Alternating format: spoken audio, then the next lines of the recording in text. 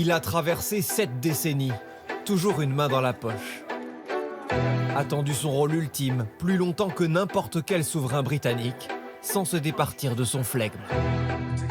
Aristocrate aux vestes croisées et au style suranné, c'est aussi un activiste moderne, un écologiste de la première heure. Né avec une génération éprise de liberté qui conteste l'ordre établi, lui incarne la continuité d'une monarchie millénaire. Homme discret, éclipsé par sa mère, son épouse, puis ses fils. Il ouvre un nouveau chapitre de l'histoire du Royaume-Uni après une vie à patienter. Une vie de prince, mais pas un conte de fées.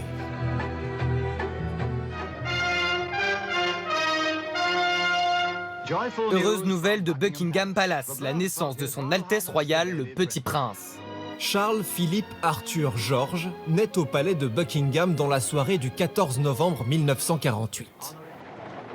Un futur roi de 3,3 kg qui attire les foules dès le lendemain devant les grilles du palais.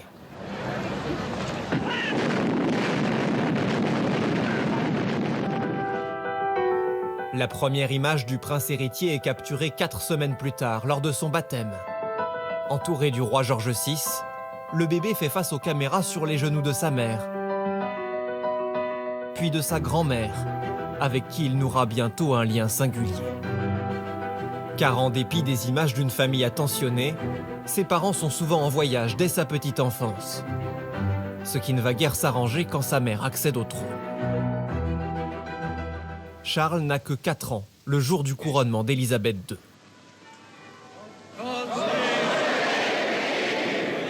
C'est un petit garçon qui regarde ce qu'il attend 70 ans plus tard sans trop comprendre.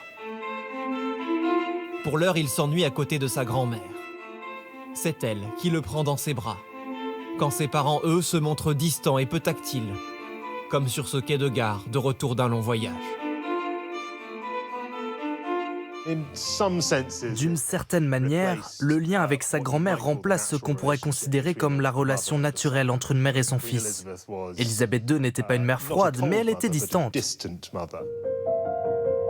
Le noyau familial se resserre quelques semaines par an en Écosse. Ce sont parmi les meilleurs souvenirs du jeune prince. À Balmoral, il découvre les joies de la nature. Dans les prés avec les veaux, ce garçon solitaire est dans son élément.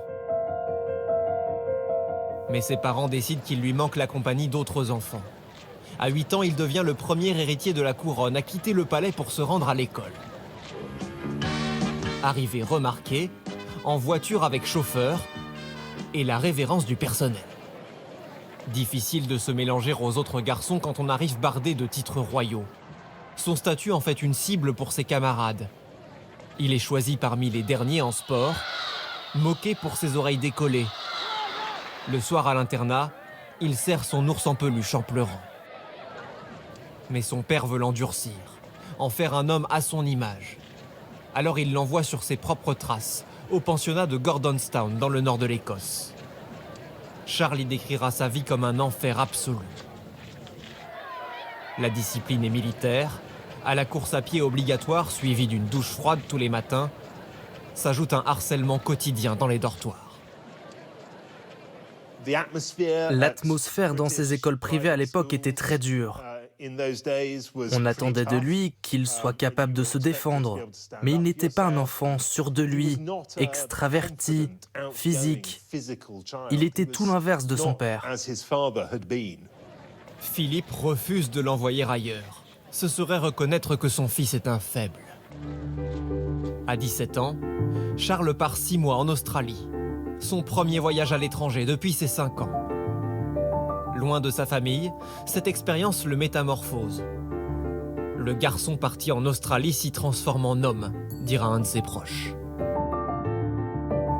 Peu après son retour, il devient le premier héritier du trône à poursuivre un diplôme universitaire.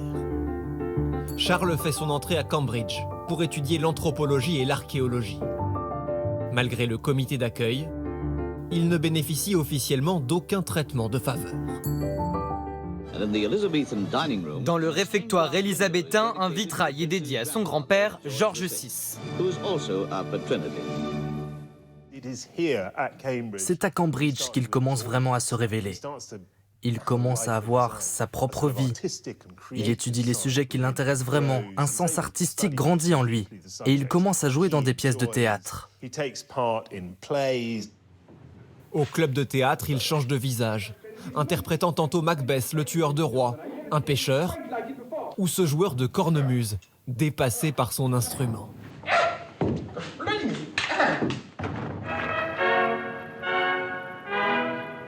Mais son premier rôle de choix va se jouer devant 500 millions de téléspectateurs. Pour son intronisation en tant que prince de Galles à 21 ans, Charles a répété de longues heures avec sa mère. Il a même appris le gallois spécialement pour l'occasion. Il est terrorisé pendant toute la cérémonie, qui se déroulera pourtant sans accroc. I, Charles, Prince of Wales, do become your liege man of life and limb, and of earthly worship. And faith and truth I will bear unto thee, to live and die against all manner of folks. Ce nouveau titre lui garantit un revenu personnel de l'équivalent de 30 000 € par semaine à l'époque. Le nouveau prince de Galles va vite devoir troquer la couronne pour la casquette de la marine. À l'armée, il doit apprendre à appeler ses supérieurs sœurs, une habitude difficile à prendre, dira-t-il. Là encore, il suit les traces de son père, même si son premier saut en parachute ne démontre pas une aptitude innée, et se conclut par un atterrissage brutal. Aux commandes des avions de chasse, en revanche, il dit ressentir un pouvoir grisant, sans limite. Pour le pouvoir royal, il patientera encore plus de 50 ans. En attendant, il embarque dans la Royal Navy. En mer, loin de tous, il fait part de ses états d'âme dans un long journal intime et dans une correspondance fournie. En particulier avec son grand-oncle, Louis Mountbatten, dit l'oncle Dicky. Un mentor, un confident qu'il surnomme grand-papa. C'est une figure légendaire, le dernier vice-roi des Indes. Et pour Charles, le comte Mountbatten était quelqu'un qui prenait beaucoup de place dans sa vie, quelqu'un à qui il pouvait parler, écrire, ouvrir sa maison. C'était une figure paternelle. En 1979, les nationalistes irlandais font exploser le bateau de Dicky Mountbatten. Il est tué sur le coup avec 3 autres personnes. Charles, dévasté, pleure l'homme qui lui a apporté les conseils les plus sages et les plus avisés de sa jeunesse. En dehors de ses études et de son parcours militaire, c'est sur les terrains de polo que le prince passe le plus clair de son temps. Et cette jeune femme n'y est probablement pas pour rien. Camilla Chand, de 16 mois son aînée. Charles est séduit par cette passionnée de chevaux au tempérament rieur qui lui transmet sa bonne humeur. Il trouve en elle la chaleur qui lui manquait tant. Mais le mariage n'est pas un sujet. Les conventions veulent que l'héritier du trône épouse une femme vierge. Et Camilla fréquente déjà Andrew Parker Bowles, un camarade de polo dont la famille presse le mariage.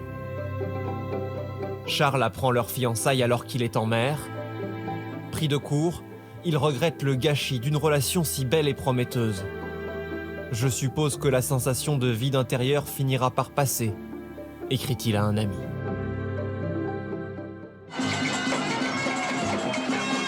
Le prince multiplie alors les aventures. La presse commence à le dépeindre comme un célibataire insouciant, qui passe ses journées à la chasse et au polo. Or, Charles a le devoir d'assurer sa descendance. Alors que la famille royale pose sur les marches de Saint-Paul, la question que tout le monde se pose est « Quand le prince va-t-il se marier ?» C'est le moment où une adolescente fait irruption dans sa vie. Sur le papier, la sublime Diana Spencer, issue d'une bonne famille, fait une princesse parfaite. Elle a 19 ans, lui 32, mais Charles ferme les yeux sur leur différence d'âge et l'absence d'intérêt commun.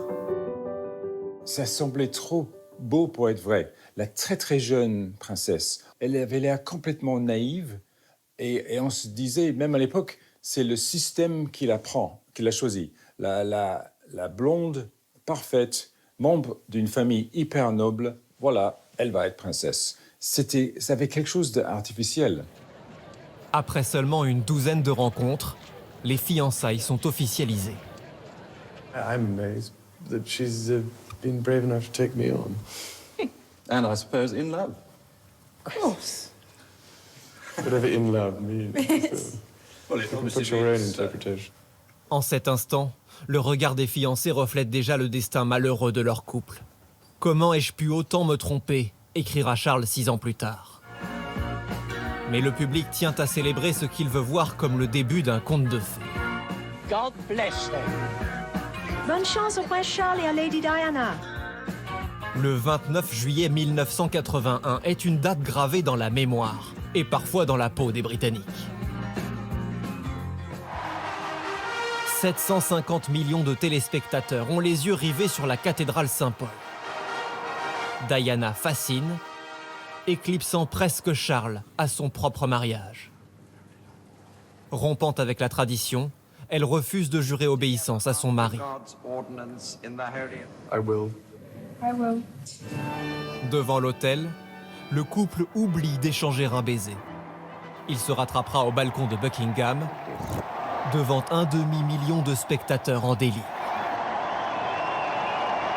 Mais une ombre plane sur cette union, celle de Camilla Parker Bowles, que Diana a immédiatement repérée dans la cathédrale. La princesse sait que Camilla a toujours une place dans le cœur de son mari. Et même s'il ne laisse rien paraître, les disputes à son sujet empoisonnent déjà leur lune de miel. En quoi ça aurait pu bien se passer? Charles lit Nietzsche en lune de miel pendant que Diana est une adolescente de 19 ans qui aime faire la fête et écouter Duran Duran. Ces deux-là n'étaient simplement pas faits pour être ensemble. Pourtant, Diana tombe enceinte dans la foulée. William naît le 21 juin 1982, dans une maternité, une première pour un héritier du trône. Dieu merci, il ne me ressemble pas, s'est écrié le prince Charles avec un certain humour. Puis il y eut le prince Charles qui a demandé à la foule de faire moins de bruit pour ne pas réveiller le bébé. La maman va bien, quant au bébé, il a l'air plus humain ce matin, a dit le prince Charles. Charles est déterminé à être un parent plus présent que les siens. Le bébé l'accompagne même en déplacement à l'étranger. Mais lors des visites officielles, Diana est au centre de l'attention. C'est elle qui aimante les objectifs. Le prince passe au second plan et il en prend ombrage. Le courant ne passe plus. Diana cache le sexe du deuxième enfant à son époux jusqu'à la naissance d'Harry. À compter de ce jour, le couple fera chambre à part. En cachette, Charles commence à revoir Camilla. Diana, elle, a une liaison avec son garde du corps. L'état de leur relation devient évident pour tous. La répulsion est visible, même en voyage officiel. Diana se fait photographier seule au Taj Mahal, le mausolée indien symbole de l'amour. En 1992, une biographie de la princesse nourrie de ses confessions fait l'effet d'une bombe. Charles y est qualifié d'égoïste et de mauvais père. Au détour d'une interview, le prince de Galles explique alors avoir été fidèle jusqu'à ce qu'il devienne évident que son mariage était irréparable. Qu'il reconnaisse ainsi publiquement son infidélité, c'était stupéfiant. D'abord parce qu'il était appelé à devenir le chef suprême de l'Église d'Angleterre, mais aussi parce qu'il y a 30 ans, beaucoup de gens considéraient encore l'infidélité comme un péché. Sa réputation en a souffert et sa popularité a mis beaucoup de temps à s'en remettre. Dans les sondages, Charles ne rassemble plus que 4% d'opinion favorable. La presse est scandalisée. Il ne l'a jamais aimé. Peut-il encore devenir roi? Le scandale commence à menacer la stabilité de la monarchie.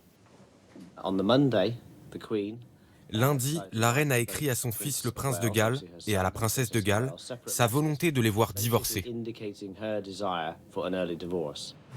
Ils ont l'air d'être un couple particulièrement malheureux. Leurs enfants doivent passer un sacré foutu moment, pardonnez-moi l'expression. Et je pense qu'ils doivent vraiment faire quelque chose.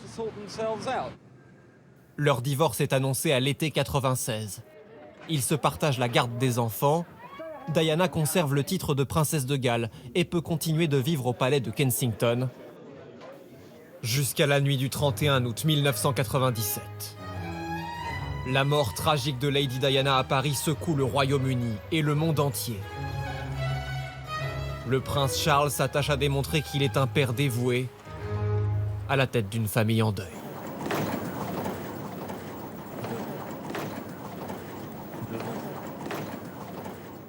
Sa liaison avec Camilla va devoir rester secrète encore un moment.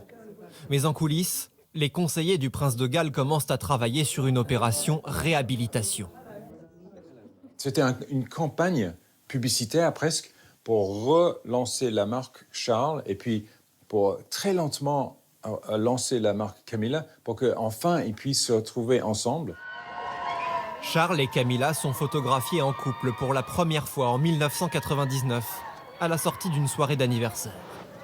Patiemment, progressivement, le couple va s'afficher en public, jusqu'à ce que l'idée d'un remariage s'impose. Il est célébré le 9 avril 2005 à Windsor. Camilla partage avec Charles son amour du jardinage et de la nature. Depuis ses 20 ans, le prince défend avec constance une vision écologiste, attaquant tour à tour le Concorde, les pesticides et l'agriculture intensive. We have been paying twice to restore partially the damage which that sort of farming creates. Régulièrement invité aux conférences des Nations Unies sur le climat, interlocuteur de Greta Thunberg, son message a fini par porter. Il pourrait très bien dire « je vous l'avais dit ». Parce que pendant 20-30 ans, tout le monde bâillait en disant « c'est encore Charles qui nous ennuie avec son environnement ». Et maintenant, il apparaît terriblement en avance sur son temps. Ses prises de position lui ont parfois été reprochées. Ses avis manuscrits adressés aux ministres ont été perçus comme des tentatives d'ingérence déplacées dans la vie politique. Une liberté de parole qu'il a perdue d'un seul coup, le 8 septembre dernier. En un instant, qu'il avait attendu autant que redouté, il a perdu sa mère et hérité du costume de souverain britannique. Le garçon rêveur aux oreilles décollées, l'enfant délaissé, l'élève harcelé, le comédien exalté, l'époux malheureux, le mari infidèle, le père endeuillé, l'héritier critiqué, l'écologiste visionnaire, le chef de clan et grand-père de 74 ans. Tous vont s'asseoir sur le trône qui a vu défiler une trentaine de monarques. Le Royaume-Uni vit un moment historique, celui du sacre d'un roi du XXIe siècle.